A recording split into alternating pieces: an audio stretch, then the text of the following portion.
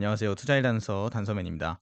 오늘 먼저 미국 주식 한번 전체적으로 맵을 보면서 중요한 소식들 좀 전달드리도록 하겠습니다. 우선 어제 S&P 맵을 한번 보시게 되면은 테크주 중심으로 조금 반등이 있었고 뭐 조금씩 이제 빨간 색들도 보이는데요. 그러니까 전체적으로 마켓 자체는 조금 상승을 했고요. 근데 이제 특정 종목들 중심으로 특히 이제 테슬라나 이런 것들 큰 종목들이 올려주면서 나스닥은 조금 상승하는 그런 모습을 보여줬습니다. 다음은 월스트리트저널에서 제공하는 변동성 지수를 보도록 하겠습니다. 이 변동성 지수는 항상 말씀드리는 것처럼 200일선 위로 올라갔을 때 굉장히 큰 변동을 의미를 하고요. 현재는 200일선 밑으로 수치가 16.28로 굉장히 안정적인 수치를 보여주고 있습니다. 이 빅스 지수 같은 경우는 변동성 지수이기 때문에 보통은 이제 큰 변동성이 일어날 때 요 이제 스파이크처럼 이렇게 튀게 되는데요. 현재는 굉장히 오랫동안 이렇게 너무 뜨겁지도 않고 너무 차갑지도 않은 골디락스 장세라고 하는 게 계속해서 지속되고 있기 때문에 특별히 뭔가 주식을 당장 뭔가 산다든가 판다든가 이렇게 급진적인 대응을 하기보다는 꾸준하게 보유하고 계신 종목들의 어떤 펀더멘털을 충분히 모니터링 하시면서 주식시장에서 대응을 하시는 게 좋을 것 같다고 판단을 하고 있습니다. 다음은 CNN에서 제공하고 있는 Fear and Greed Index입니다. 공포 탐욕 지수죠. 보시게 되면 현재 중립 단계 49포인트에 나와 있고요. 이 타임라인으로 전체적으로 한번 보시면은 이 50에서 75 사이 약간 중립에서 약간의 탐욕 사이를 계속해서 왔다 갔다 하면서 어 이제 아까 말씀드린 골디락스 장세, 너무 뜨겁지도 않고 너무 차갑지도 않은 그런 장세가 이어지고 있고요. 골디락스 장세 같은 경우가 이제 계속 이어지는 것은 투자자들의 입장에서는 상당히 호재죠.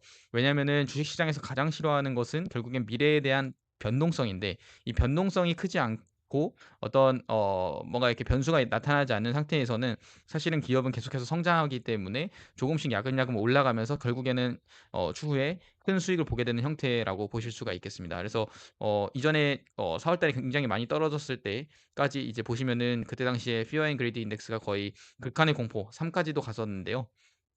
어 그 이후에 반등을 하고 나서는 계속해서 50 이상에서 Fear and Greed 인덱스가 유지되고 있습니다. 다음은 초이스 스탁에서 제공하는 마켓 스코어입니다. 어제에 이어서 계속해서 과욕 상태로 현재 머물러 있고요. 이게 역시나 특별하게 뭐 많이 내려가거나 많이 올라가거나 하는 것 없이 꾸준히 비슷한 수치를 유지하고 있다라는 것을 좀 확인하실 수가 있습니다. 다음은 AAII 어 설문자 AAII 설문지수입니다. 어 6개월 뒤에 주식시장이 어떻게 될 것 같으냐라고 하는 질문에 대한 답을 비율로 나타낸 것인데요. 향후에 주식시장이 6개월 뒤에 상승할 것으로 베팅하는 게 42.9%, 그리고 중립이 17.9%, 그리고 39.2%의 사람들이 향후에 주식시장이 어 내릴 가능성이 있다. 그렇게 이제 좀 베팅을 하고 있는 거죠. 요 시장에 대한 어떤 이 설문조사 결과 자체가 마켓을 바라보는 일반 개인 투자자들의 어떤 심리 상태를 보여주는 것이라고 볼 수가 있고요. 현재 42.9%는 올라갈 거라고 하는 이분들은 실제로 주식을 보유했을 가능성이 매우 높고요. 반대로 39.2%의 향후에 어떤 배어장에 들어갈 것이다. 즉 어떤 마켓이 좀 빠질 수 있다라고 이제 보시는 이런 분들은 사실은 현금을 들고 있기 때문에 여전히 40% 정도의 현금이 시장으로 들어올 수 있다. 이게 지금 10월 1일 날 나온 거기 때문에 여전히 주시장에 들어올 현금이 많이 남아 있다. 그렇게 개인적으로 좀 판단을 하고 있습니다. 이전에 한번 좀 사례를 보시면은 올해 4월 2일에 나왔던 AAII 설문자 지수에서 베어리시 마켓의 61.9% 정도가 이제 투표를 했는데요. 이때는 너무나 많은 분들이 공포에 질렸었죠. 그래서 역으로 이야기하면은 너무 많은 분들이 공포에 질렸기 때문에 주식을 보유하지 않고 있었고, 그렇기 때문에 더 이상 팔 물량이 없었기 때문에 바닥이었다. 이제 요렇게 기술적으로 좀 우리가 해석을 역으로 할 수 있겠다고 생각합니다. 자, 마지막으로 제 투자의 단서 블로그로 좀 이동을 해서 유용한 정보 좀 전달 드릴 수 있도록 하겠습니다. 제가 사실은 지난 어제죠. 미국에서 이제 셧다운이 있었는데요. 그래서 어떻게 대응해야 되는지에 대한 글을 좀 포스팅을 했었습니다. 그래서 먼저 이것 좀 말씀드리고, 지금 현재 셧다운이 이제 진행이 됐죠. 그래서 어떻게 앞으로 대응해 나가야 될지에 대한 전략을 좀 말씀드리고 마무리하도록 하겠습니다. 일단 25년 10월 1일 한국 시간으로는 10월 2일 오후 1 시에 미국 셧다운이 시작이 되었습니다. 어떤 배경이냐면은 상원에서 단기 지출안이 이제 부결되면서 55대 40 으로 부결됐습니다. 60 표가 있어야 되는데 이게 부결되면서 현재 미국이 셧다운이 진행이 되어 있고요. 그렇기 때문에 일단은 공무원들이 휴직을 하게 됩니다.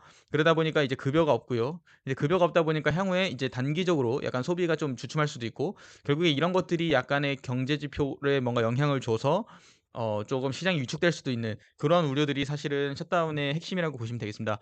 그리고 지금 가장 중요한 거는 금리 인하인데, 금리 인하의 가장 중요한 변수가 또 고용이죠. 그래서 고용 지표와 실업수당 청구 등의 어떤 경제 지표에 대한 발표가 중단되었기 때문에 앞으로 금리가 어떻게 나갈지에 대한 어떤 불확실성들이 조금 이제 시장에 생겨났다. 그러므로 인해서 그 불확실성이라고 하는 리스크 때문에 주식시장에서 약간 이제 자본이 빠져나갈 수도 있다라는 거죠. 아까 보시면은 아시겠지만 이제 시장에 좀 침체가 있을 거라고 하는 이런 현금들이 시장으로 들어와 줘야 우리가 버블장으로 갈 수 있는데, 이러한 자금들이 여전히 좀 묶여 있을 가능성이 높다. 이따가 그러나 제 의견은 뒤에서 조금 더 말씀을 드리도록 하고요. 이번 셧다운의 특징을 보게 되면은 여전히 인플레이션 목표치를 크게 상회하는 형태죠. 지난주에 금요일 날 PCE 지표 약 2.6%, 근원 PCE 2.8% 그렇게 이제 나오면서 어 시장에서 이제 원하는 인플레이션 수치가 예상치만큼 딱 나왔거든요. 근데 그러면은 결국에는 이제 더 뭔가 좀 좋은 형태로 나오는 건 아니지만, 여전히 이제 목표치인 2%는 훨씬 넘어가고 있다라고 하는 게 현재 배경이고, 어 연준은 현재 금리를 더 인하하고 싶죠. 그렇기 때문에 인플레이션 지표가 더 잘 나와 줘야 되는 그런 상황입니다.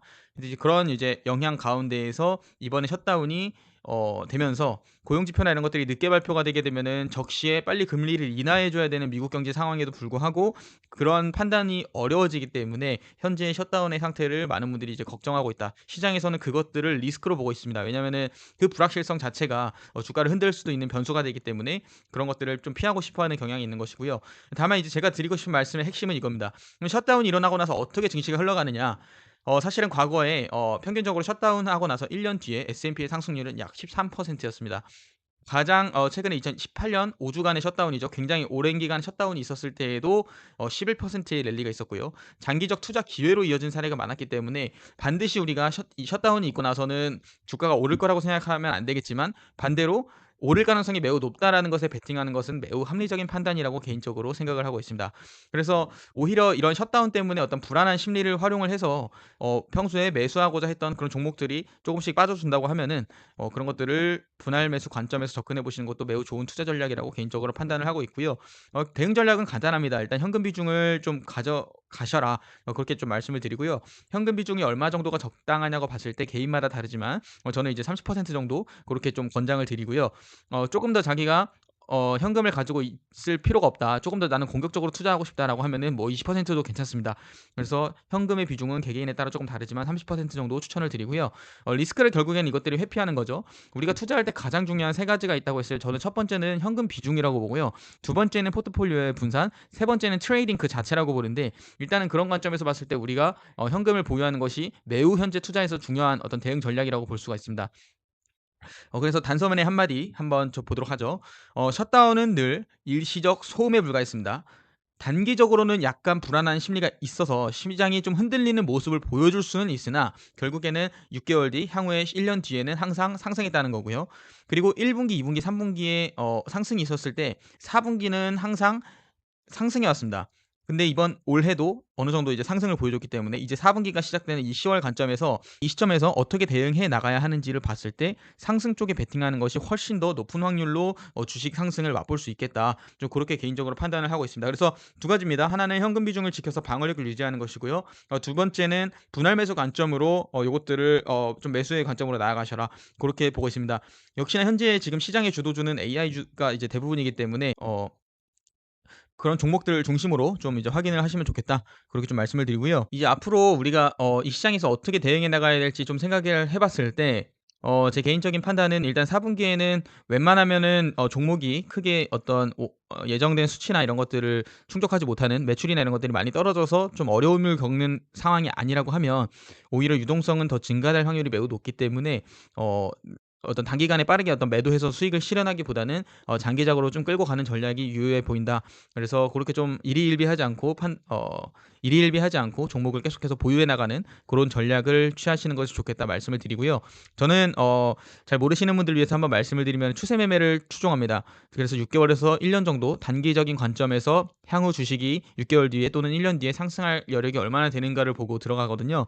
그래서 단기적으로 추세가 안 좋은 것들은 잘 잡지 않습니다. 또한 추세가 상승하다가 또 추세가 꺾이는 것이 확인이 되면은 오히려 그러한 주식을 팔고요. 반대로 상승 추세로 전환되거나 또는 상승 추세가 지속되는 종목을 오히려 매수함으로써 포트폴리오에서의 수익률을 극대화하는 그런 전략을 사용을 하고 있습니다. 이러한 전략의 특징은 굉장히 높은 변동성이 또 수반될 수 있기 때문에 그런 것들은 개인 투자 성향에 따라서 어 확인하셔 가지고 투자에 임하시면 좋은 결과 있을 거라고 생각을 하고 있습니다. 오늘 강의는 여기까지입니다.